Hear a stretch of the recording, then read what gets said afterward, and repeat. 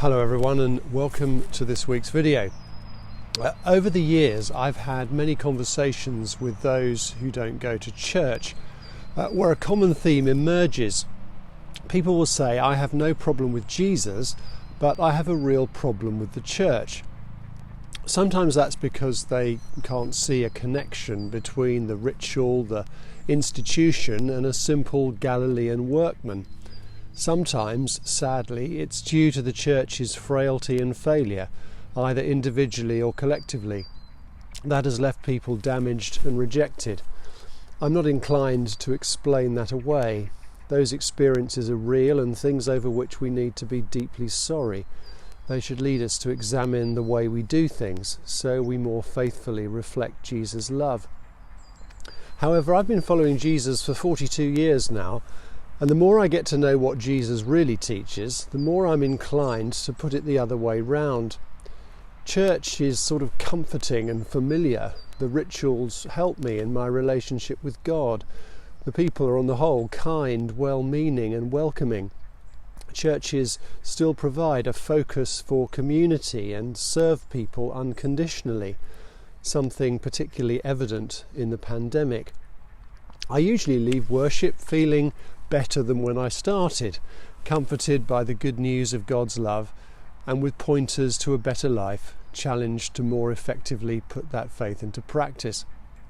But the more I look at Jesus' teaching, the more I'm convinced that when we say Jesus was a great moral teacher, what we actually mean is our understanding of Jesus' teaching reinforces a sort of middle-class niceness. Our perception of that teaching is too often a soft-focused domestication to our own culture. We create a Jesus in our own likeness, who is of course rather attractive. I'm struck repeatedly by the reception Jesus' teaching got when he first delivered it.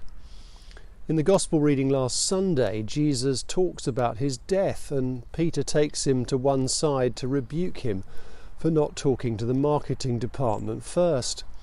At the end of a long sermon on communion in John chapter 6, it tells us, "Many said, 'This is a hard teaching, who can accept it?' Many of his disciples deserted him." He tells his disciples that unless their righteousness exceeds that of the Pharisees and the teachers of the law, they won't enter the kingdom of heaven. Those people were exemplars of good religious practice and moral purity to Jesus' contemporaries, not the bogeymen we sometimes think. The disciples were astonished, wondering what on earth they'd signed up for. Jesus was steeped in the law of the Old Testament, but when he preached on it, he amplified its moral demands rather than watered them down. His critique of contemporary religious leaders wasn't that they were zealous for the moral law, but that they'd added to it in ways that obscured its original purpose. Given this background, if Jesus is perceived to be silent on a particular subject, the most logical interpretation is that he doesn't need to revisit the boundaries the people have already been given, not that he's indifferent to the subject in question. This reaches a climax in his words from Mark 8, chapter 34. "Whoever wants to be my disciple must deny themselves and take up their cross and follow me. For whoever wants to save their life will lose it, but whoever loses their life for me and for the gospel will save it." People say that the heart of Jesus' message is love, but here you see what he means by that. Love is the total giving of oneself for the good of the other. It's from this that all of the other moral teaching of Jesus flows.